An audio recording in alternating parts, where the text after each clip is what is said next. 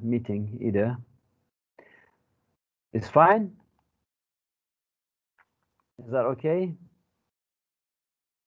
If you have any question, you will ask me. If you don't have, then I will start. You are all from the business department?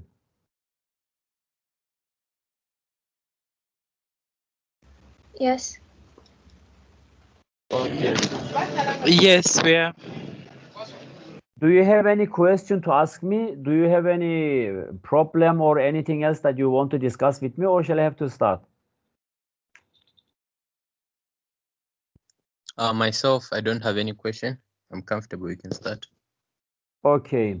So I think this is your first course with economics. Therefore, I am trying to become more, let's say, comprehensive for making your attention to the economics and the, of course,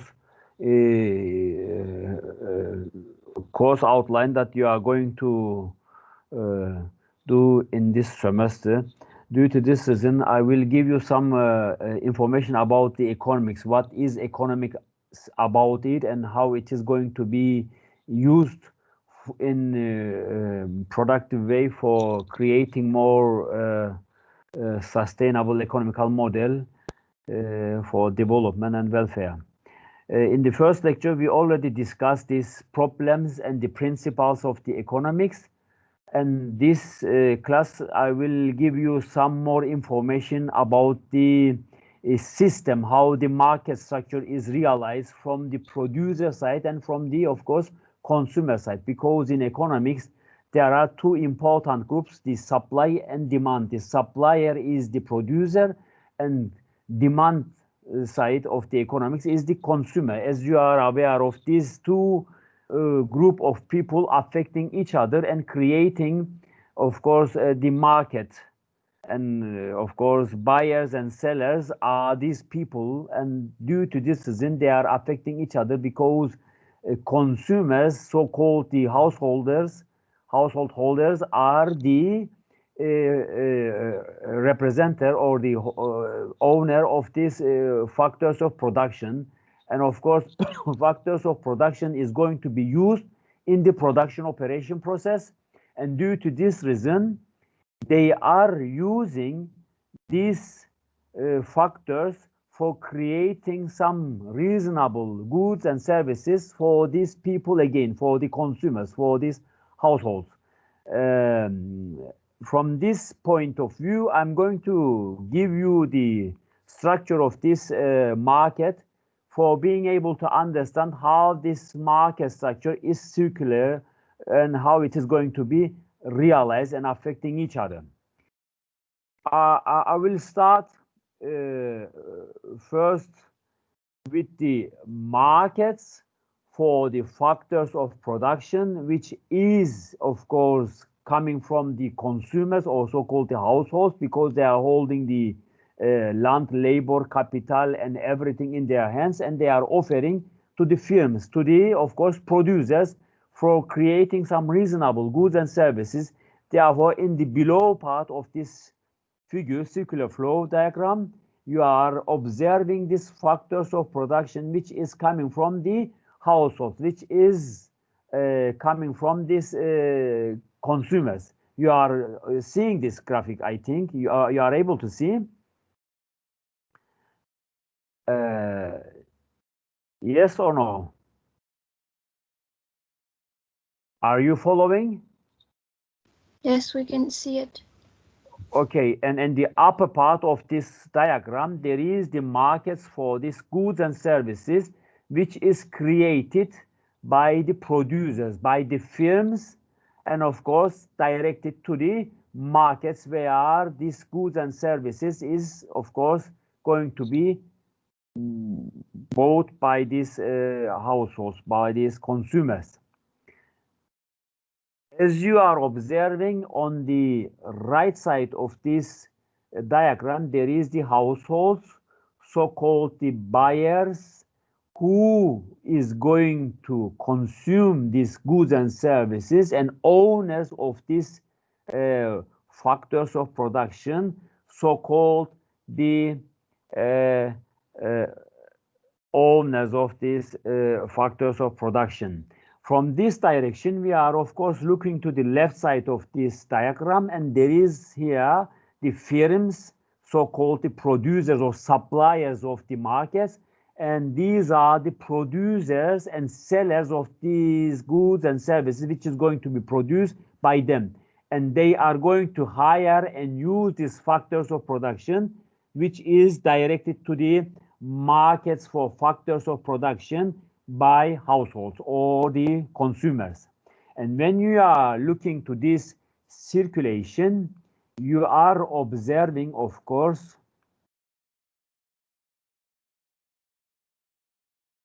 the graphical direction which is created in this diagram. You see, the firms which use these factors of production is going to produce some goods and services and direct to the markets for goods and services which is going to be bought by the consumers. And when these sellers and buyers meet in the market, they will determine the price or the price system. This is the reason this invisible hands, which is mentioned usually from the classical economical approach, is realized here, because invisible hand is this system which is creating this pricing mechanism, because firms who are the producer of these goods and services creating and directing these goods to the system, but they are not able to fix or estimate the final price, so-called the market price. They are only offering the producer price to the system, to the market, but the market price, so-called the threshold price, will be then, of course, estimated by these two parties, which is the invisible hand in the classical system, usually mentioned from the well-known so-called expression, is of course created, and the system usually give this pricing for every single goods and services in the system, because alone firms and consumers not able to estimate this. This comes together to the system because producer estimate the producer price and consumer estimate the market price. So-called, they are of course depending to the supply and demand capacity into the system. If demand is more, it is expected that the price is going to high, and if demand is less, of course, similar expectation comes from the producers, then they will then of course reduce the price for letting the people for enjoying to buy some goods and services. After this, then this goods and services which is going to be bought will be then of course again as a resources, so-called this land labor capital is directed to the factors as factor of production, factors of production to the system, to the markets of factors of production, for prepared and distributed to the firms or to the producers. As you see, the land labor capital is then of course directed because a household owner. Yes, please. Do you have any question? Do you have any question? Then this land, labor, and capital will be then directed. Yes, please. You have question? You don't have. Okay. This land, labor, and capital directed to the market, and firms going to buy or rent these factors from this household owner, and will be directed to the production operation process for creating some reasonable goods and services. Do you have any question? If you have any question, or if you have any intervention to me to ask something, I am available. And this will then, of course, will be paid to the labor as wages and land as a rent to the household owner, and capital will be then paid to the household owner as interest.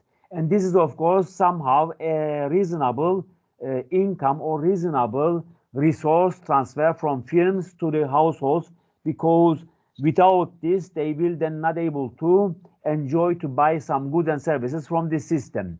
Due to this, clockwise circulation is created for the market in the real sector, because this is the real system where we are creating some reasonable goods and services. And we have the next part of this system, and this is, of course, created from the financial system, because we have the financial system and, of course, the real sector, which is the market for goods and services, so-called the goods market. Financial sector or financial market is now directed with the green line. The other one that I have introduced to you is the orange one. The orange circulated clockwise is the good market, so-called the goods and services which is produced will be bought and, of course, transferred to the firms with the factors of production, and then goes to the system again as a goods and services. Therefore, the goods markets is, of course, circulated to the counterway, to the clockwise, for creating a financial system, because when the firm produce some goods and services, will be, of course, paid and will obtain some capital, and this capital is the system, is the resource for circulating this production operation process. And this capital, which is going to be received from these firms, from these suppliers, will be paid to the household owner in the factors of production markets as wages to the labor, to the employees, so-called, and rent to the landowners, and profit, so-called the interest, as the capital which is going to be used in the system for circulating this production operation process. And when these factors of production going to be paid to the system, will be created and will be distributed to these households as income.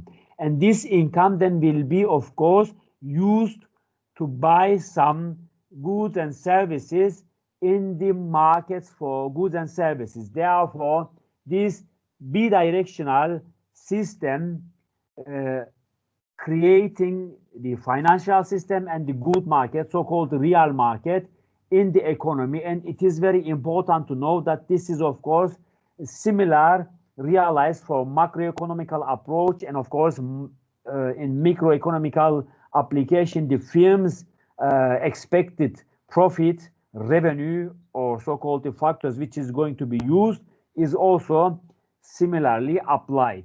If you have any question about this system or this diagram, I will explain you. If you don't understand anything, or if you want to ask something else, let me explain you. If you have understood, then I will go further. Do you have any question? Okay, now we are coming to the supply curve. Supply curve, as you are understanding, is the produced excuse me, goods and services in this system. And as you are observing here, the supply curve is proportionally related to the price. On the x-axis is the quantity, and on the y-axis is the price. I am not giving you the mathematical application from the beginning of the class, but I am going to introduce you the supply curve, the demand curve, and the equilibrium position, everything. And then we will start to apply the equations, the supply equation, the demand equation, finding the equilibrium points. Everything will be then introduced to you after these introductory parts. Therefore, I am trying to show you this microeconomical application, and, of course, macroeconomical aspect also introduced to you together, for being able to understand what is economics and how it's going to apply, affect, and change the market structure. As you are observing here, the quantity produced here is the x-axis, the vertical axis is the price, which is going to be bought by the so-called consumers. But here, this price mechanism is not, of course, not realized because we are having only here the supply curve. As you are observing here, it is a linear curve. It can be non-linear also, but we are giving here for as a starter a linear curve. And as you are observing, as much as price increased, the quantity is expected also to increase because this is proportional relationship between quantity and price. As much as quantity increase, the price will increase, or vice versa. If the price is going to be increased, it is expected that the quantity produced will be enlarged. This is a proportional relation, and this equation is somehow, if the quantity is x, x is equal to, let's say, a plus bp, or x is equal to a plus by. You understand how is the equation? Therefore, this is somehow a proportional relationship to the market structure when we are concentrating to the supply curve, because supplier, or so-called the producer, dependent or concentrated to the profit. And if the price is increased, the producer enjoy and increase the production capacity. And when we are looking to the demand curve, the opposite is realized here. Demand curve is, of course, the quantity is again in the x-axis and price is on the y-axis.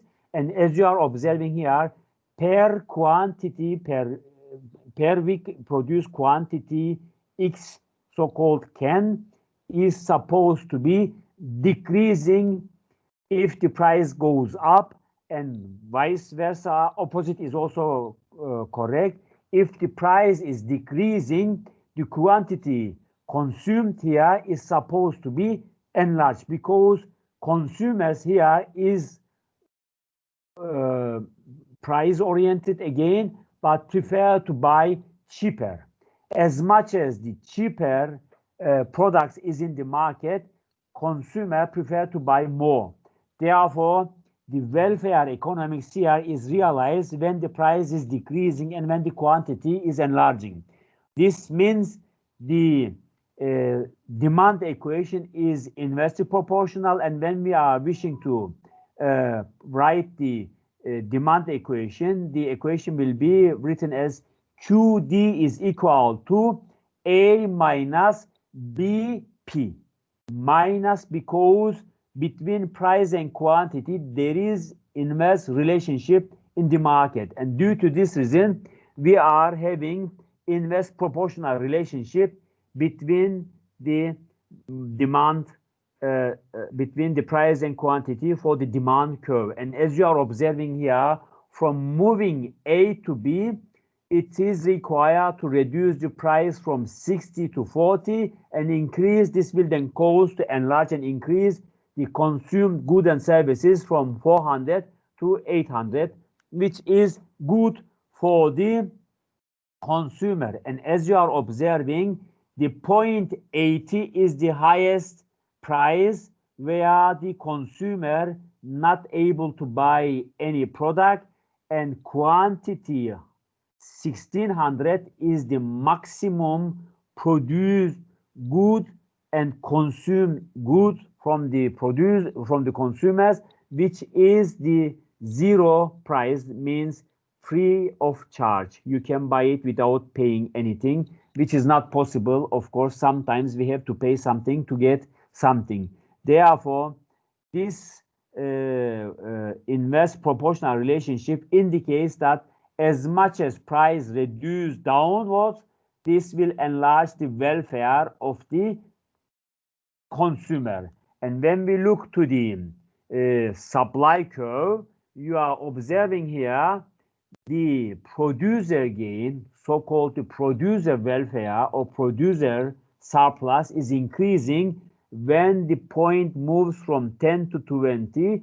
The produced goods and services enlarge from 100 to 200. And when 20 to 30 moves, it is increasing from 200 to 300. Therefore, this triangle between Y and, let's say, supply curve creates the producer gain, also called the producer surplus. The upper vertical inverse triangle is the producer gain, which is right angled triangle is the producer surplus, and here this again right angled triangle is the consumer welfare, and if it is directed to the downward and it goes to the price move towards to the zero, and of course quantity enlarge and increase, this will create more surplus.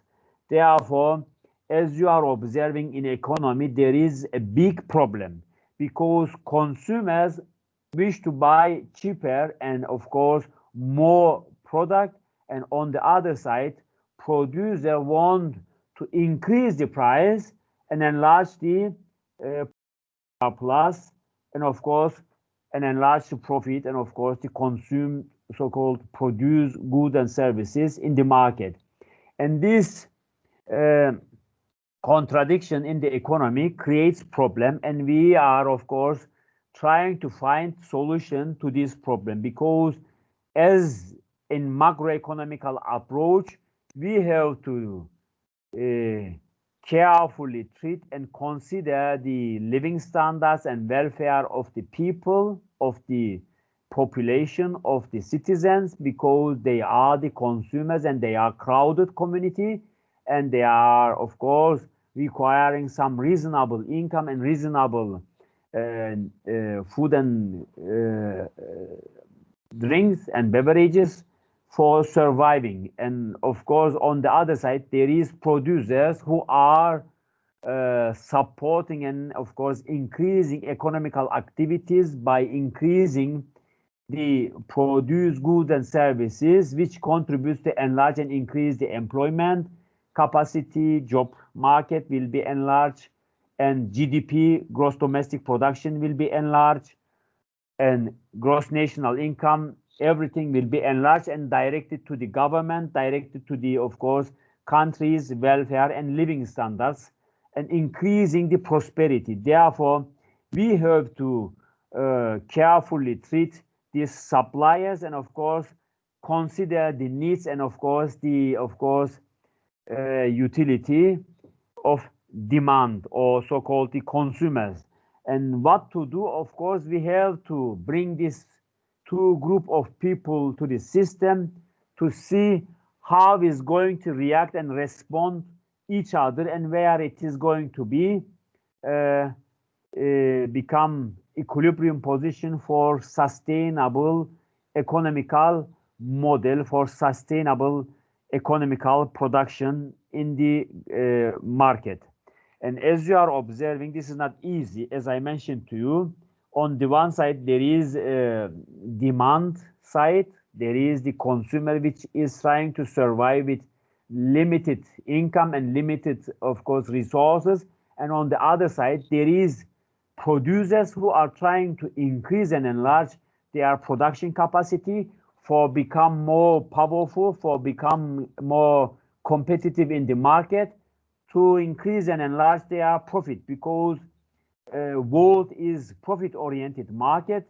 But on the other side, we have the demander, we have the consumers who are trying to increase and enlarge their welfare, because most people are not the producer, most people are the consumers. And we have to consider their desire, their wishes, and their utility. And we have to find a reasonable solution for this equilibrium problem. And the government here, from the classical approach, is unfortunately not very well supporting these interventions to the market.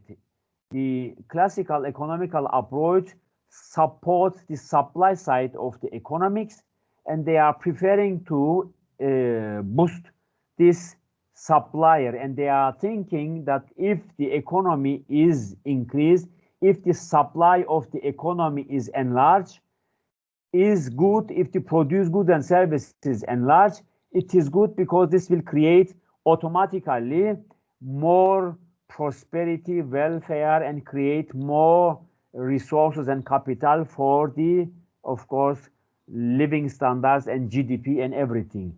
And the Keynesian economics, or neoclassical, a little bit, especially Keynesian economics, support demand side economics, which supports to increase the supply, increase the income and of course the resources of the demander for being able to buy more products. And when they are enjoying to buy more product, then of course supply side of the economics will accelerate it and create more production. Therefore, both sides have the rights, and of course, from this point of view, there is some interventions required from the governments.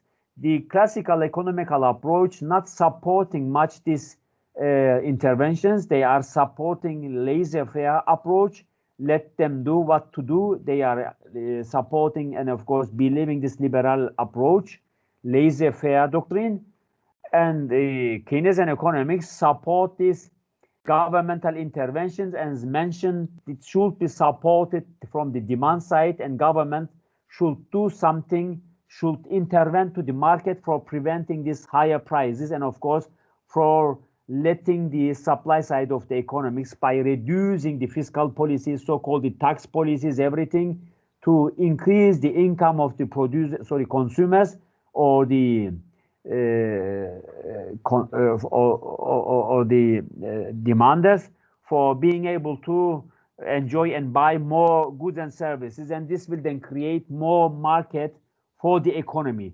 Therefore, both sides has the rights, as you are understanding. They have, of course, similarities in their ideas and in their approach, but in real terms, of course, some intervention is required in economy. It should be supported with some income increase and of course some tax prevention or exemptions for the middle class or so-called the minimum wage people. And on the other side, producers must be supported, subsidized, subventions must be given, or direct payments must be given for preventing this supply side of the economics, because food and services, agricultural sector, and some other important crucial programs and critical sectors must be supported in the economy, in the country, especially where they have the abundant factors, and of course competitive market structure should be supported for becoming dominant and of course becoming challenging power in the international markets, for being able to increase and enlarge the economical activities in the system. As you see, either classical, neoclassical, from Solow's economics or from Keynesian economics, all has some contribution to this market structure, to the liberal economical approach, with some interventions, is of course required for creating some sustainable model for everybody, for all people in the country or in the world. As you are observing, when we are looking to the production possibility frontiers, we have a line which is indicating here, which is showing here the production capacity of any firm or any collected firms in macro level. But if you are concentrating any firm, any business, you are observing this curve showing the production possibility of this firm, and on this curve, any combination may create a similar, of course, production for the producers, and it is of course preferred to create reasonable market structure. If it is below this line, below this production possibility frontier, this is not good. And if it is, of course, on this curve, there is no problem. You can move on this curve from A to C, from C to any other points, and you will get this similar, of course, frontier, similar production capacity, because you are reducing car production but increasing the computers production, or vice versa. You are decreasing computer production and increasing the car production at point A. Therefore, it doesn't matter where you are moving. If it is on the production possibility frontier line, it is fine. You can maintain this production capacity, because on the system it is supposed that both parties having this similar utility, similar, of course, productivity and of course production capacity, with of course country level aspect. And at point D, as you are observing, is a little bit more, and it is higher than the expected production capacity. If this is supposed to be country X production frontier, then production possibility frontier, then this is then of course expected that above this line is not possible. The country's performance cannot achieve this much of production. Therefore, either they are going to import it from other countries for creating more computer to the system, to the internal market, or reducing this to the point C for maintaining the reasonable market structure, because at point D, it is not expected that the computer production can be achieved or the cars can be realized at that point. This should be reduced to the production possibility frontier line for creating expected let's say competitive market structure in the system. Therefore, when we are looking this frontier, this production possibility frontier, you are understanding this is of course better off when you are enlarging and increasing this line to the upper level, if you have sufficient resources in your system. But if you don't have, then you have to use some other methods for enlarging and increasing your market. Here it is indicated that the computer production is supposed to be shifted from 3,000 to 400, and therefore the expected outcome is realized and shifted to the upward position from A to E, and this is then of course supposed to be good for the economy if you are able to enlarge and increase your capacity with the existing market structure, because you are understanding sometimes business or firms start with the lower capacity. They are creating, let's say, 100 units firm or factory or industry, but they are performing with 50 units, or they are performing with 60% of this capacity. By time they are trying to enlarge and increase, if the demand is responding to this production, or if there is any demand to export this produce goods and services to the system. Therefore, from this point of view, production possibility frontier is becoming very important in the economics. From the supply side of the economics, we have to determine, of course, these possibility frontiers regarding to the given system. From this point of view, because of these problems that we are exercising, whether the capacity, whether the resource problem or management, we have to deal with the other countries. In the next chapter, I'm going to give you these things. Let me bring you attention some problems which most economics agree on it, and then jump to the chapter 3. Before going to chapter 3, I will give you these problems and let you discuss with me these problems, and then go to the chapter 3. A ceiling on rents reduces the quantity and quality of housing available is supported almost all economists. Tariffs and import quotas usually reduce general economical welfare, most economists believe this because it is really tariff is reducing the welfare and of course decreasing the amount of the trade relations between the countries. But on the other side, infant industries or so-called baby industries need some protection, need some prevention from the foreigners, from the multinational companies who are trying to access to our system. And from this point of view, tariff and import quotas sometimes is good for the welfare economics from the consumer side and not good for the producer who are in the internal market trying to enlarge and increase their capacity towards to the internal and to the external markets.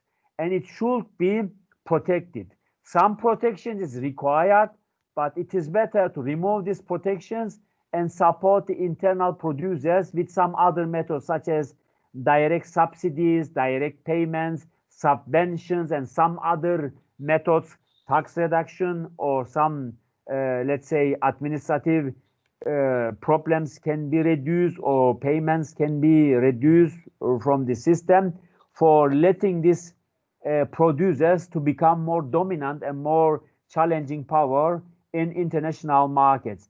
Flexible and floating exchange rate offer an effective international monetary arrangements. Flexible and floating exchange, flexible means you are letting your currency to the exchange rates deviation or circulation.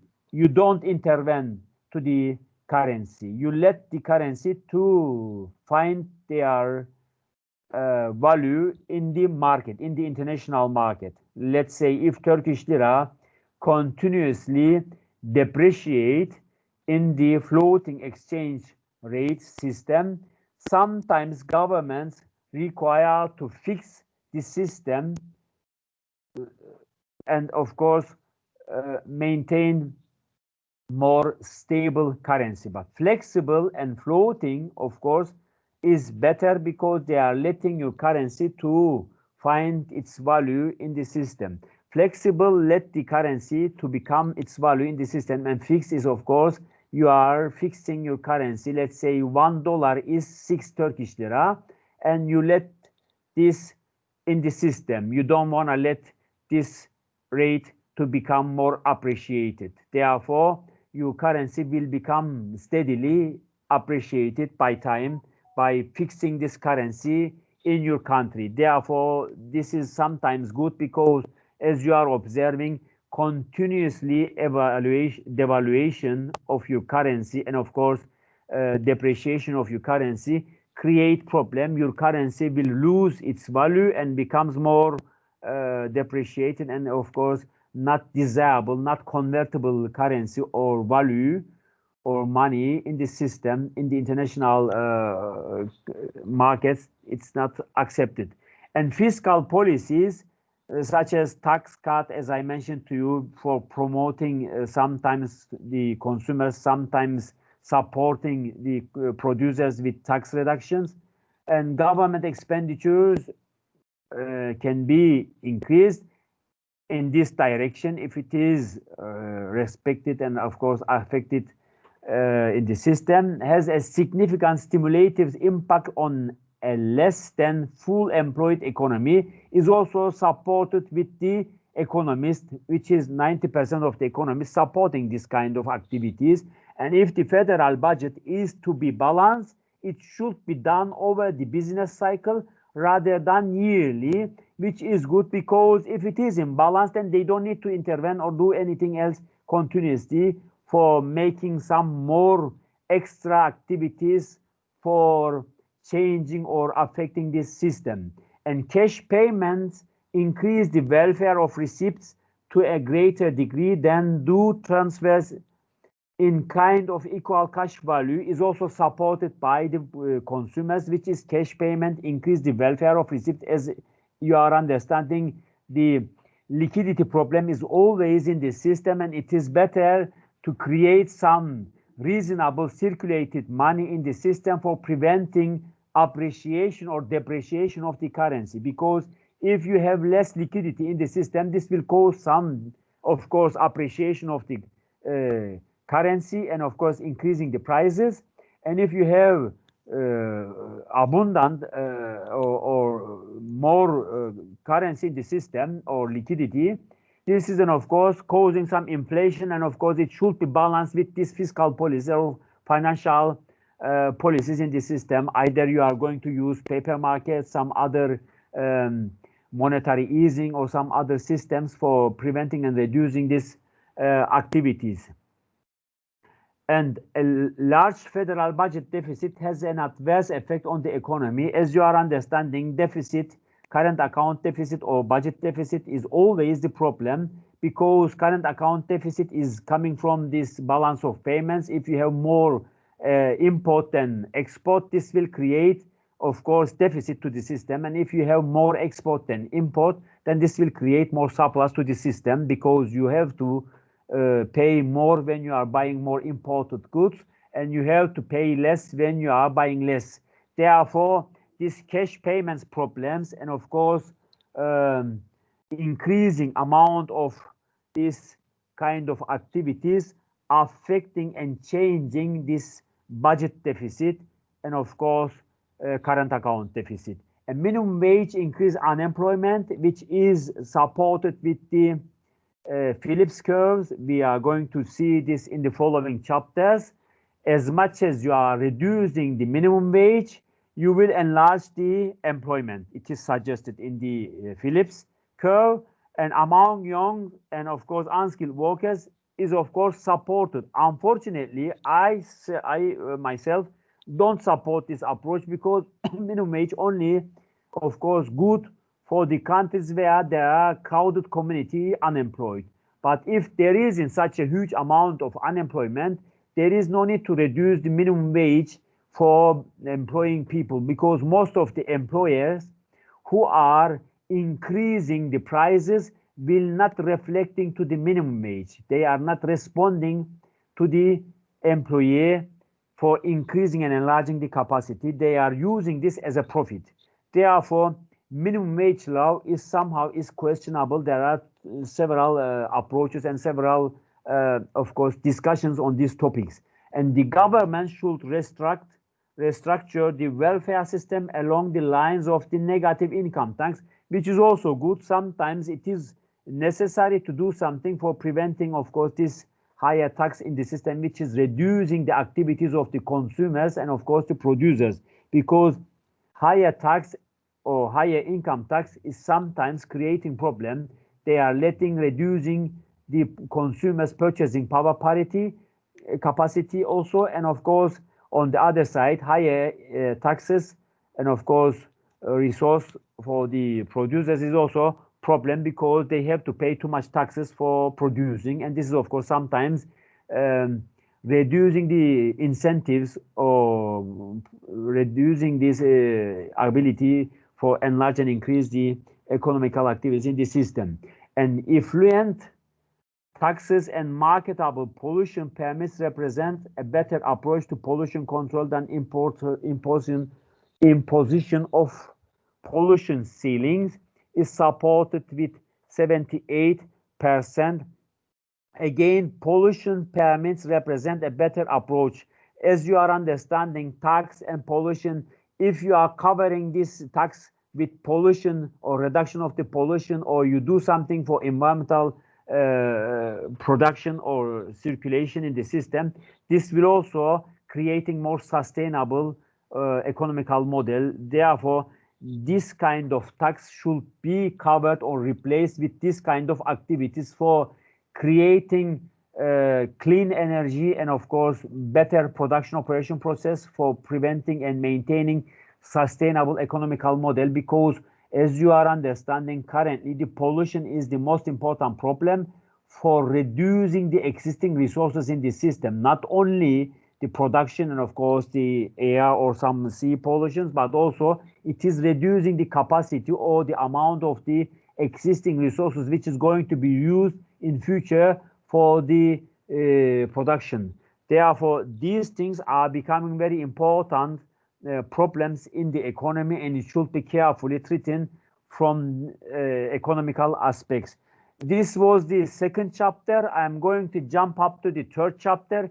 If you have any question, please ask me. If you don't have, I will put some assignments to the system, and you will see on the system where the assignment section is written.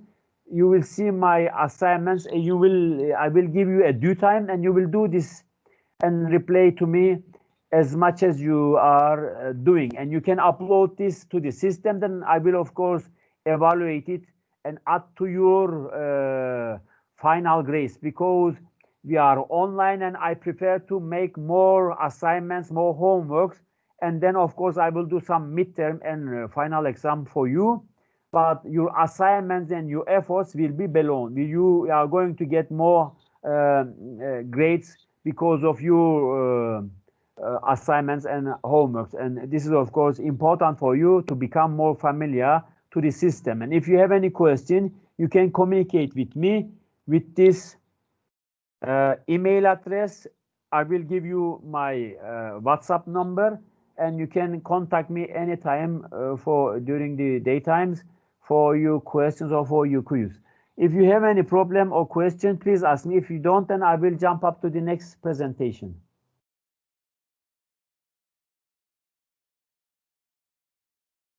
You have any? No, for me, it's not a question, but I just wanted to ask that would you please drop this presentation in the forum?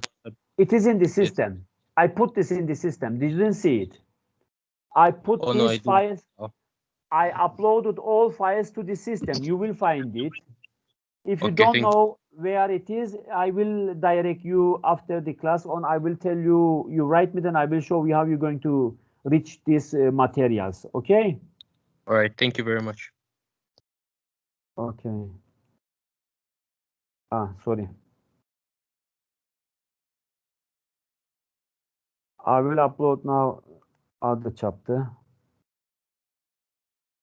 Do you have any question?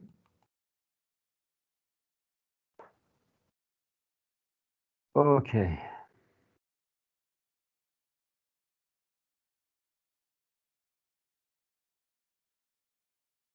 Oops. It comes. Okay, this is then of course third chapter. I am going to give you some information about the trades, because we already introduced to you the, of course, supply demand market equilibrium, and then I will give you some information about these international trades and interdependencies, and then we will start to do some calculations about the market equilibrium, the supply and demand equations. I will give you next lecture, but let me start this little bit and try to finish as much as I can. As you are understanding, we are of course in need, because the production possibility frontier or production opportunities not always covering our needs, and we have to do something to increase and enlarge our capacity regarding to this system, because as I said to you, in our countries we don't have gas. As in Nigeria, you have more gas and oil, and you have coffee beans, you have some other banana, some other things. But in our countries, we have maybe some banana or some other fruits and vegetables, but mostly comes from Turkey, because in Turkey they have abundant fresh markets, and they have some other products which we can produce here in Cyprus. And oil sector is also not able to produce in Cyprus, because we have oil in the sea. As you know, this is a discussion topic in the political arena, but we are not able to extract this, because extraction of this oil is very costly. Therefore, and we don't have the technology for extracting the oil. Either we are going to invite ExxonMobil or Chevron or some other extractor for being able to extract this oil for using in our country and to export to the other destinations.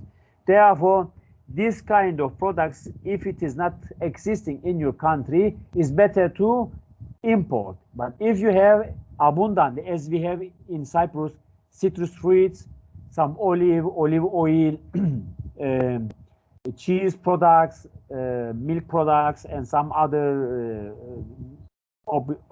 let's say, options, and of course products and probabilities and possibilities, such as in tourism, education, health considerations, and care. We are using other options. Therefore, we are giving you here an option to see and understand how is going to be. We are considering here there is two marketers, the gardener and farmer, and they are producing meat. And of course, we are trying to understand how is going to be treated. The farmer produced 6 kilograms per hour, and for potato they are producing 1 kilo 50 gram or 500 gram per hour. And when we are looking to the farmers, they are producing 2 kilogram per hour, and of course for potato 1 kilogram per hour. Why I am giving you this? Because production hour is important for the productivity, and when we are looking to the amount, because this is the time is the productivity, as you know, because if a person do something in 1 hour and another person do it in half an hour, this means the other one is better off, isn't it? Because they will do 2 units of products. Therefore, timing is also important, because it creates the productivity and it creates the competition. And on the other side, we have to look to the amount of these products for being able to compare each of these production for determining which production or which producer become more competitive and become better off in the system. The amount of this gardener for meat production is 8 kilogram, and for the potato is 32 kilogram. And when we look to the farmers, it is 24 kilogram, and for the potato it is 48 kilogram. As you are observing here, the production time and production amount is a little bit problem, because there is some differences for these two producers. Let's see what we can do. When we are looking to this, then we are suggesting to do something for covering the needs of these producers in the internal markets, because either we are going to export if it is overproduction, or we are going to import if it is less production. Because if you don't have sufficient production in your system, you have to export it. Sorry, you have to import it. But if you have more production and there is less demand in the internal market, you have to export it. Therefore, let's look at without trade, production and consumption here is supposed to be for the meat, for the gardener, of course, for the gardener meat production, and of course consumption is 4 kilogram, and for the potato is 16 kilogram, and for the farmers it is 12 kilogram, and for the potato it is 24 kilogram for the farmers. And when we are looking to the trade, when the trade is in the subject, is in the market, is realized, the production is 0 supposed to be, but trade is 5 kilogram and consumption is 5 kilogram. Therefore, when we are looking to this system, we are understanding this trade creating somehow consumption capacity get increased 1 kilogram more in the system, which is probably the desired market equilibrium. Excuse me, sir. Yes, please. Yes, please. What do you mean exactly by trade? Trade means exportation, importation. Here are supposed Export, to be. import. If it is less, it means they are exporting, isn't it? Then you have to export more. You see, they are producing internally without trade. They are producing and consuming 4 kilogram. But when the trade is in system, they are producing and consuming 5 kilogram, which means 1 kilogram more production. Of course, 4 kilogram is in internal market, and plus 1 kilogram is coming from the imported goods. This means the consumption capacity is absorbing this importation. You understand? Is Yes, clear? got it. Thank you. Thank you. For the potato, when we are considering without trade, it was 16 kilogram. And when we are looking to the trade, potato is 32 kilogram. But with trade, which means give up or give more to the system 15 kilogram with importation. Therefore, consumption capacity increased here 17 kilogram more, which is increasing plus 1 kilogram more again in the system. You understand? Because here there is some exportation and importation bilaterally. Yes, please. You have question? Hello? Yes. Yeah, I'm asking how is the gardener and the farmer connected? Because I'm seeing the gardener produces 6 hours. How are they connected? What is the You will see, difference? if you wait a little bit, you will understand, because this is introductory part. I will give you the comparison between this with the timing, and then you will understand which one is going to be better off. You understand? Let's give you this, and then if you don't understand, we go flashback again, and you will understand. Okay? I will give you this, because after this, I have another graphic. I have another explanation with timing. Then you will understand better what is happening here.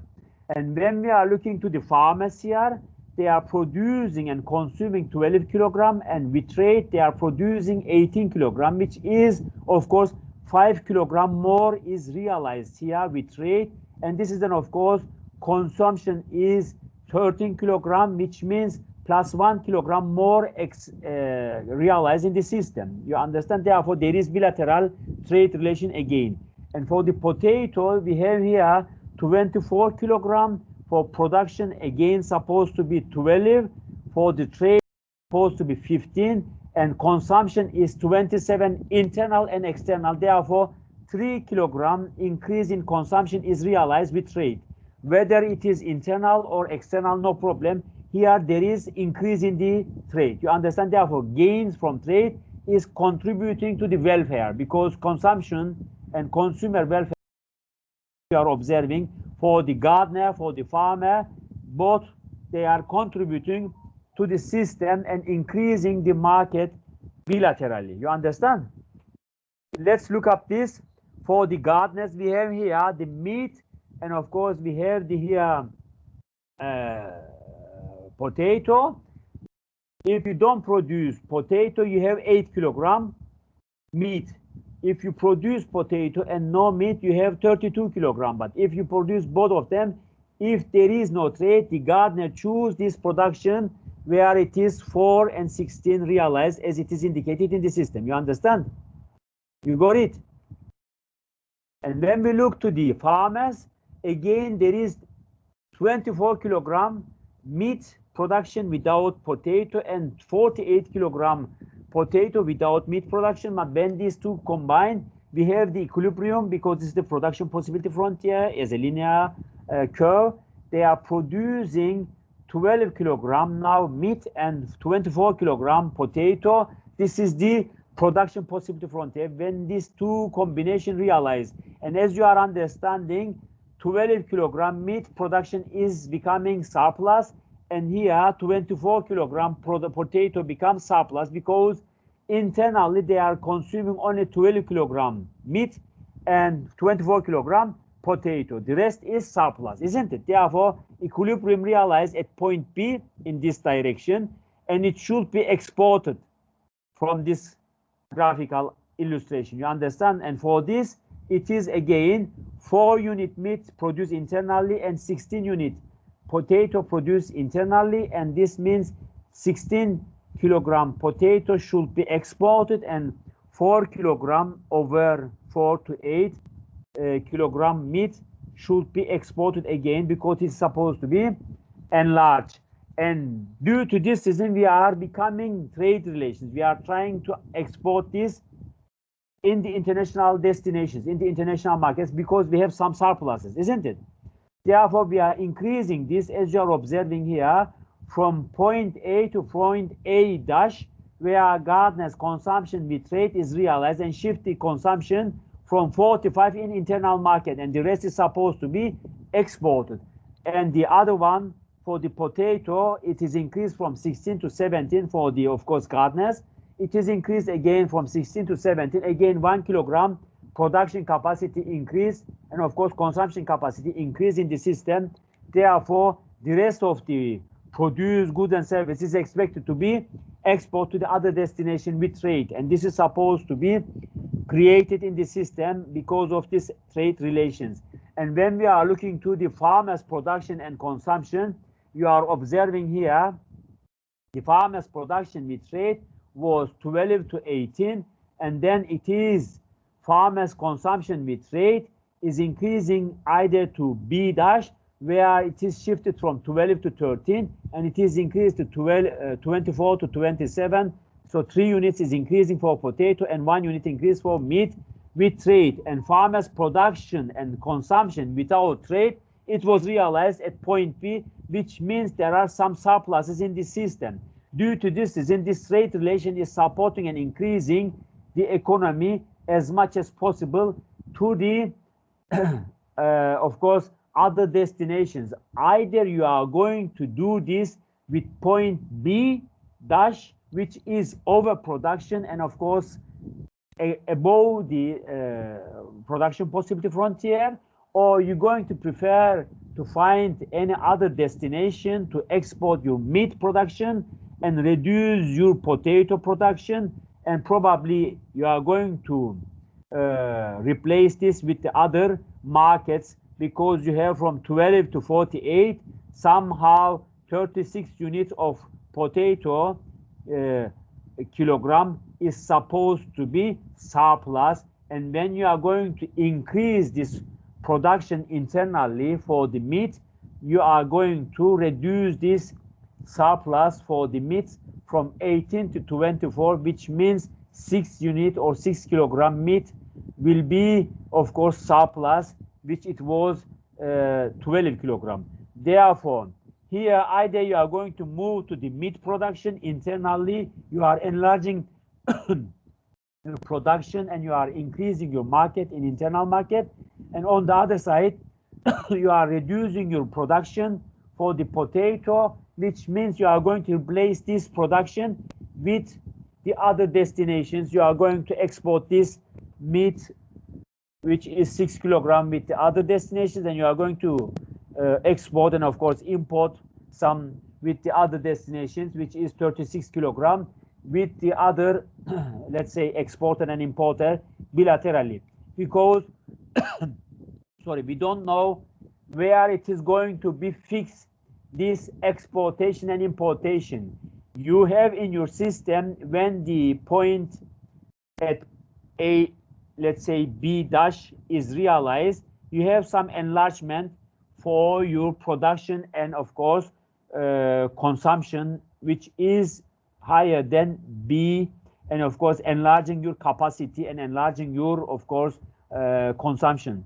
But on the other side, as you are observing, if you are moving along this production possibility frontier, you may reduce your potato production, but you will enlarge your consumption of course meat production in the system for the internal market, and this then of course means you have more surplus for the potato to export to the other destination. Probably it is of course it will become cheaper to the other destinations, and your meat production probably is more competitive and more cheap comparing to the other destinations, and you are increasing and enlarging your market towards the meat, because it depends to the internal and of course external marketers and of course producers where your market structure is going to become equilibrium. The price, as I said to you, as an invisible hand, will determine this capacity and of course this equilibrium points. Due to this reason, I don't want to give you more comprehensive application and explanation, because this is more complicated or more calculation required, which is of course will be introduced to you if you are getting international economics from me. I will give you more comprehensive applications to see the calculation and of course explanation on this direction, because these things more complicated or more of course complex applications, and it needs more knowledge. And as a starter, I don't want to confuse, I don't want to let you confuse with these topics, because it is a little bit complicated and of course not easy to understand for your capacity. But you just get knowledge. These directions and movements along the production possibility frontier will be determined with the international markets. If the price of meat production is cheaper in internal market, will enlarge and increase the internal market from 12 to 18. And if it is expensive in internal markets, your potato becomes cheaper and of course is more exportable, then your exportable goods will direct it to the other destinations and you are getting cheaper potato from other destinations because it is probably more logical and more rational to get some cheaper potato from, let's say, Ukraine or some other destinations for increasing your welfare and living standards. You are understanding this is somehow, if the beans, or I have given to you in the first lecture, beans or other products, coffee beans, cheaper in Mexico, it is better to import it from Mexico. If it is 0.3 cent is in Mexico per kilo, then it is better to import it from Mexico as potato instead of producing and exporting to the other destination. And if it is cheaper as a meat producer in your country is $1 or $2 in your country, and other destination it is $8 or $10, then it is better to produce in your country and import or export to the other destination if it is required. If it is not, then you can of course consume it in your direction. Then you are enlarging your internal market towards to this direction, because meat importation is becoming more expensive because of the price or because of the transportation or the other problems, some hygienic, some others. And this is the reason meat production is increased here. And of course, potato become reduced in the internal market because you are preferring to buy some Mexican potato because it was cheap, and you will probably export your surplus to the other destination. Probably you will find other destination with cheaper or with more, let's say, profit guarantee or profit orientation, because in your internal market this may become expensive, but in other destination it can be cheaper. As in Germany, you can sell some products which is fruits and vegetables become more expensive in Germany than Turkey. Therefore, Turkey prefer to export to Germany more fruits and vegetables, and of course vice versa. You can buy some electronic goods because in Germany it is high quality, or from China because it is cheaper, on maybe more quality is expected. This kind of things is determining these trade relations, and you are creating this trade expansions in the markets. And as you are observing here, the gains from the trade is here again illustrated. 4 kilograms, as I said to you, you are producing your internal market, but you are consuming 5 kilograms because it is increasing 1 kilogram in internal market consumption. For potato, I'm talking about the gardener. For the potatoes, again, you are producing without trade 16 kilograms, but after the trade, you are consuming and producing, of course, 32 and 17. And this is then, of course, increasing plus 1 kilogram, because 17 plus 16 is somehow create more than you are expecting, isn't it? Then 1 plus consumption is expected. And similarly, for the farmers, you are producing and consuming 12 kilogram. And when you are going to concentrate to the trade, you are producing 18 kilogram now, but consuming 13, which means you are increasing your consumption. As before it was 12, now you are going to consume 13, but 5 kilogram, this means is going to be exported.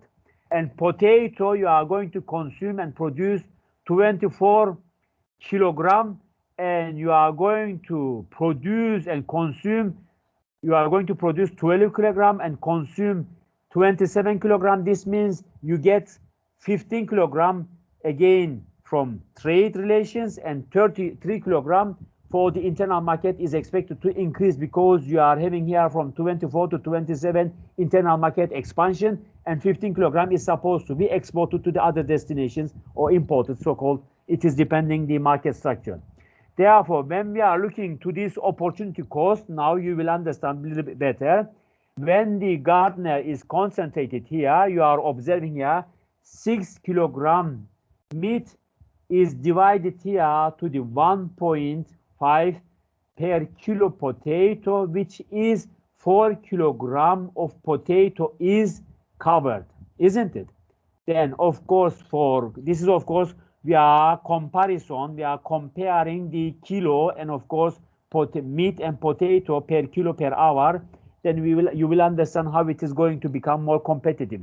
Therefore, kilo of potato here, 1.5 per kilo potato is divided to the 6 hour per kilo meat, then is going to 1 over 4, then is going to make 0.25 kilogram of meat, which it means 4 times more you have to produce from potato to get 1 kilo.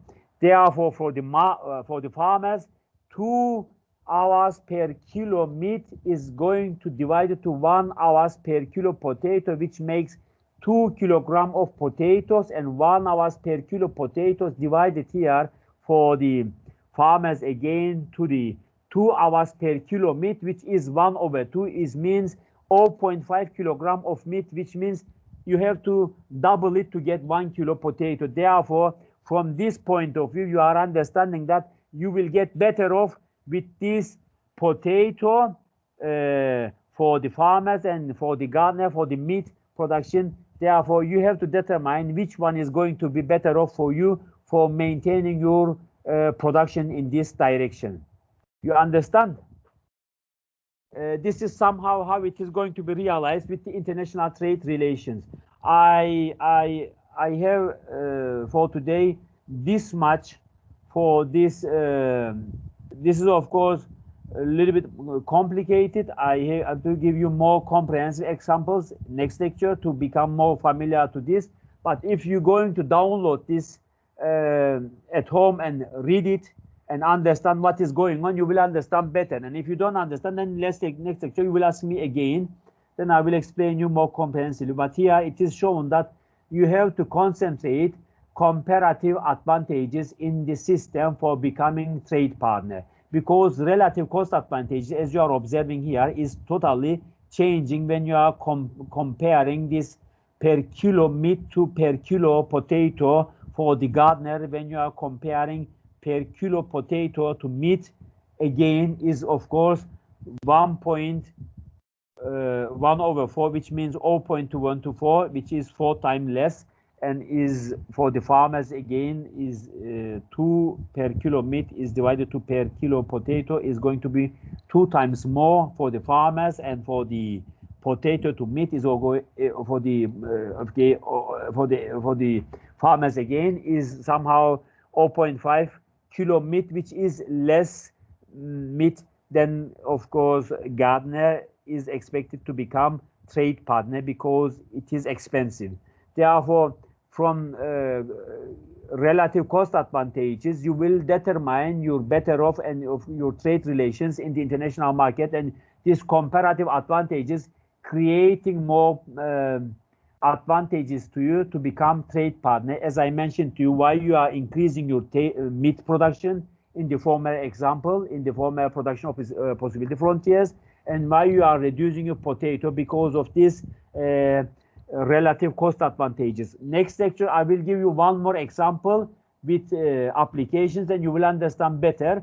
And then I will start to give you some, let's say, calculations for the supply and demand and equilibrium. And then we will start this elasticity problem with supply side and of course demand side.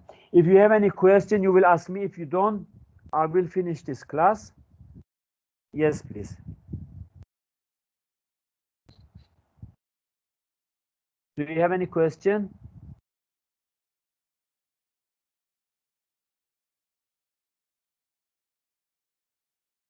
Or shall I have to let you?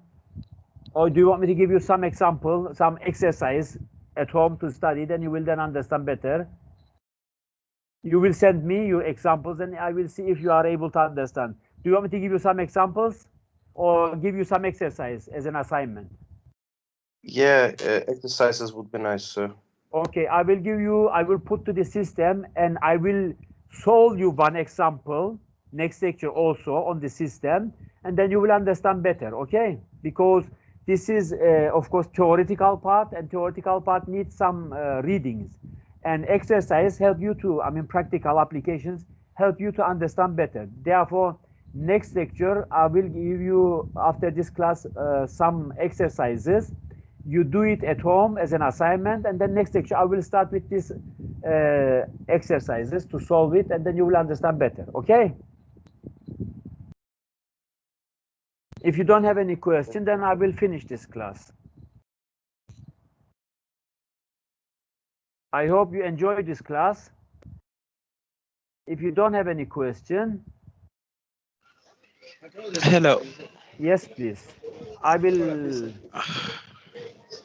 I wanted to ask on the possibility curve, how are Yes. those products connected?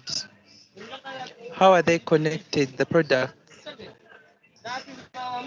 This, you mean this, For like meat, because on the curve, how it is created? are they no, how are they connected, the products? Because you said potatoes here and meat. How are they connected? You mean how it is going to relate it? Connected You, means, okay, how do they relate? yes, you mean How meat do is they different. relate? Yes, I know. You mean there is no substitution here because meat production is different product and potato is different. How it is going to be combined, you mean, to create market? Like, Listen, how are they connected? Do you use the same factors of production to produce both of them, or they're totally different? totally different because factors of production, as I said to you, is different because when you want to produce some meat, it is of course labor intensive probably, and when you're going to produce potato, it is also labor intensive, isn't it? Because it is not car. For example, if you produce car, it is probably capital intensive production. But here we are producing meat and potato. It is totally different, but it is agricultural somehow, and it is poultry products. One is of course meat product, one is agricultural food product. We are combining this, but this doesn't mean these are substituted each other. Meat is something else, it is protein, and potato is something carbohydrate, but we are combining this and showing that in this country we are assuming there is two products. We assume there is a scenario, let's say, because we have to use two-dimensional diagrams for explaining you the system, because if it is more complicated in normal life, we have too many products, isn't it? But we are creating scenario here, and let's say this is Nigeria. Where are you coming from? You come from, please? From Uganda. Uganda. Okay, if you are in Uganda producing only potato and meat and nothing else, this means you have to give up either meat or potato to get some more water, because you can live with meat and potato, isn't it? Let's say you are producing only these two products in your country and you need more, let's say, watering to drink, the drinkable water. Therefore, you have to give up meat, either potato, but it depends to the international market. If your rivals or your trade partner, let's say Turkey, wants to export to you some water, but wants to buy some meat products from you, then you have to give up more meat and produce. Sorry, you have to give up more potato and produce more meat to export to the Turkey. If it is vice versa, they want more potato from you, then you have to produce more potato, isn't it? Then you give up more meat. And this means then you are going to produce more wheat, but you are going to export it. What does it mean? You are going to increase your meat consumption in the internal market, but you are reducing your consumption in the internal market for potato, because you want to export this potato to the Turkey and get some more water. Therefore, this point B can be determined with these trade relations. But if this is without trade, if you are in an isolated market, you are closed economy, and you are surviving with meat and potato, then it depends your consumption capacity. If your consumer, if your internal market prefer to eat more meat than potato, then you are going to direct your market from point B towards to the 24, isn't it? Because you want to produce more meat. Let's say point C somewhere else between point B and point 24. Therefore, you are going to increase your meat production in internal market because your internal producer, your internal consumer want more meat production because they want to consume more meat. But if it is opposite, if your internal producer and a consumer want more potato, then you are going to produce more potato. Therefore, you will enlarge your potato production from point B to point 48, and you are going to enlarge and increase your potato consumption because your consumer wants more potato. This is somehow how it is going to be combined.